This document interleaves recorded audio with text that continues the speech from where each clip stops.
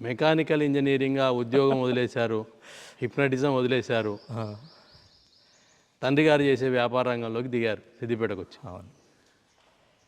వ్యాపార రంగం తర్వాత సిద్ధ సమాధి యోగాలోకి అడుగుపెట్టారు. అవును.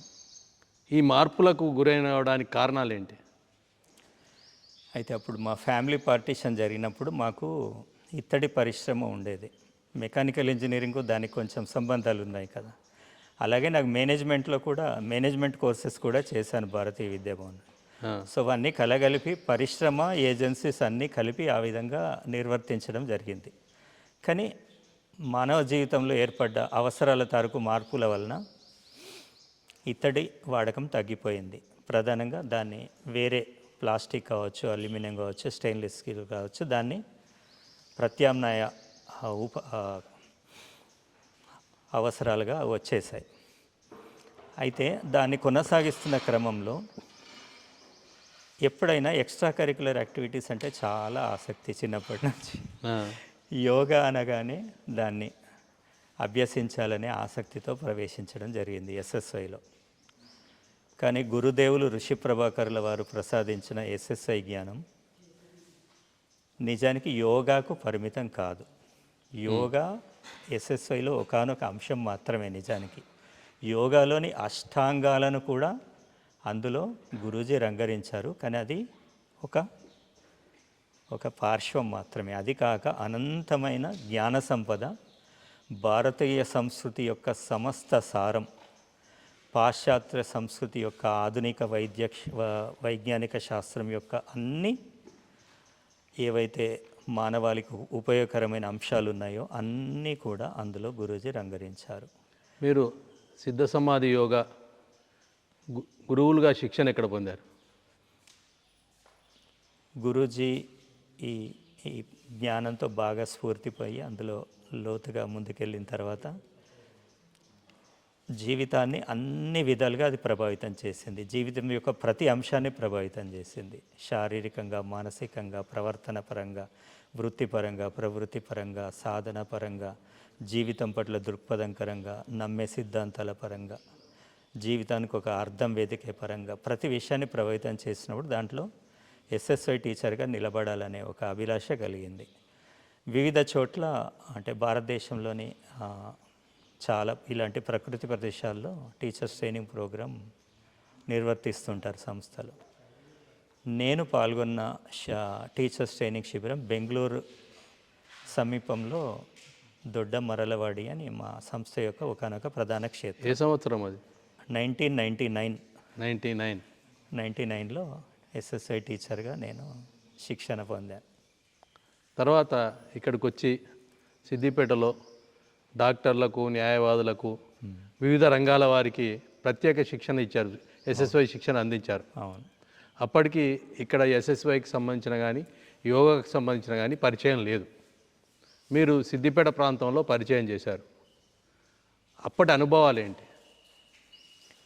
అంటే డాక్టర్ల నుంచి ఏమన్నా ఈ శిక్షణకు సంబంధించి వ్యతిరేకత వచ్చిందా లేదా సానుకూలత వచ్చిందా?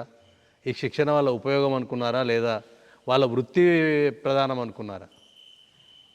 అయితే అప్పటికే ఎస్ఎస్ఐ ఉత్తర తెలంగాణలోని వివిధ ప్రాంతాల్లో నడుస్తున్నాయి క్లాసులు. సిద్దిపేటలో కూడా కొంత జరిగినాయి. అయితే నేను ఎస్ఎస్ఐ టీచర్గా శిక్షణ పొంది సమాజంలోకి వచ్చిన తర్వాత అప్పుడు మేము ఎస్ఎస్ఐ సాధనలో చాలా వరకు గమనించింది ఏంటంటే చాలామంది ఆరోగ్యం కోసం వచ్చేవారు ఎస్ఎస్ఐ. నిజానికి ఎస్ఎస్ఐ యొక్క ప్రధాన ఉద్దేశం ఆరోగ్యం మాత్రమే కాదు, ఆరోగ్యాన్ని మించిన అనంతమైన విషయాలు ఎన్నో ఉన్నాయి. నిజానికి ఆరోగ్యానికి సమాజానికి తెలిసిన అర్థం వేరు, ఎస్ఎస్ఐలో మనం ఇచ్చే అర్థం వేరు. శారీరక, మానసిక, భావోద్వేగ, సామాజిక, ఆధ్యాత్మిక ఆరోగ్యాలు, ఈ 5 రకాల ఆరోగ్యం ఉంటే సంపూర్ణమైన ఆరోగ్యం. అయితే చాలామంది శారీరక ఆరోగ్యం పట్ల ఆకర్షితులై వచ్చేవాళ్ళు చాలామంది ఎస్ఎస్ఐకి. అప్పుడు మనకు కూడా ఏమనిపించింది, దీన్ని డాక్టర్లకు పరిచయం చేయాలని చెప్పి వాళ్ళకొకటి ఇంట్రొడక్టరీ సెమినార్ కండక్ట్ చేసామన్నమాట. అది విన్న తర్వాత డాక్టర్లు అందరూ మరి మాకు మీరు ఎందుకు నిర్వర్తించరు ఎస్ఎస్ఐ క్లాస్ అని వారే చొరవ చూపించారు. అప్పుడు ఎస్ఎస్ఐ సాధన శిబిరం ప్రత్యేకంగా డాక్టర్స్కి నిర్వర్తించాం. అప్పుడు సిద్దిపేటలో 2000 సంవత్సరంలో సిద్దిపేటలో ఉన్న అందరూ డాక్టర్లు, స్పెషలిస్టులు, సూపర్ స్పెషలిస్టులు, డబుల్ స్పెషలిస్టులు కుటుంబంతో సహా పాల్గొన్నారు. అంటే ఇప్పుడేమో పూర్తి వ్యాపారం అయిపోయింది, అప్పుడు ఇంకా కాలే కాబట్టే వచ్చిందేమో అంత. ఇక ఆ విషయం నేనేమీ చెప్పలేను. కాకపోతే అప్పుడు అందరూ పాల్గొన్నారు. పాల్గొన్నాక వాళ్ళల్లో కూడా మెడికల్ మిరాకిల్స్ జరిగాయి వాళ్ళకు కూడా. ఆ, వాళ్ళు స్వయంగా వెలిబుచ్చిన అభిప్రాయాలు. వాళ్ళు కూడా మాకు so and so medical miracles జరిగాయి, నాకు పలానా రుగ్మత ఉండే, అది మా వైద్యశాస్త్రం ప్రకారం అది నివారించడం, నయం చేయడం సాధ్యం కాదు, కానీ ఇప్పుడు అది నివారణ అయిందని చాలామంది డాక్టర్లు చెప్పారు. అందులో ఇరిటబుల్ బowel సిండ్రోమ్, ఇన్సోమ్నియా, తర్వాత కొన్ని న్యూరలాజికల్ ప్రాబ్లమ్స్, కొన్ని సైకోసోమాటిక్ ప్రాబ్లమ్స్. గుర్తు తెచ్చుకుంటున్నావు ఆ రోజు ఏమేమి జరిగినాయి అని. ఇలా ఇది వాళ్ళంతటా వాళ్ళు వెలుగుచ్చినాయి, నాకేం తెలియదు. ఆ, నేను గురుదేవులు రూపకల్పన చేసిన విధి విధానంలో సిద్ధ సమాధి యోగా నిర్వర్తించాను. అంతే. అందులో ఉన్న అంశాలు అవి ఆ విధంగా ప్రభావం చూపించని వారే చెప్పినారు. ఆ తర్వాత వాళ్ళు కూడా చాలా స్ఫూర్తి పొంది చాలా సేవ చేశారు. ఇలాంటి ప్రాజెక్ట్స్ రావడానికి కొంతమంది విరాళాలు కూడా ఇచ్చినారు. ఎన్ని సంవత్సరాలు మీరు శిక్షణలు ఇచ్చారు? ఎన్ని శిబిరాలు నిర్వహించుంటారు సుమారు? అప్పటి నుంచి నిర్వర్తిస్తూనే ఉన్నాను. కాకపోతే ప్రారంభంలో బేసిక్ కోర్సెస్ సిద్ధ సమాధి యోగా ప్రధానంగా సిద్ధ సమాధి యోగా శిక్షకుడిగా ఇచ్చాను. తర్వాత ఇంకా దాంట్లో చాలా అడ్వాన్స్డ్ కోర్సెస్ ఉన్నాయి. నిత్య సమాధి యోగా, భావ సమాధి యోగా, తర్వాత వివిధ సాధన శిబిరాలు, 100% జ్ఞాపక శక్తి, 100% మెమరీ ప్రోగ్రామ్ అంటారు, శైశవ విద్య, ఇన్ఫెంట్ సిద్ధ ప్రోగ్రామ్ అంటారు.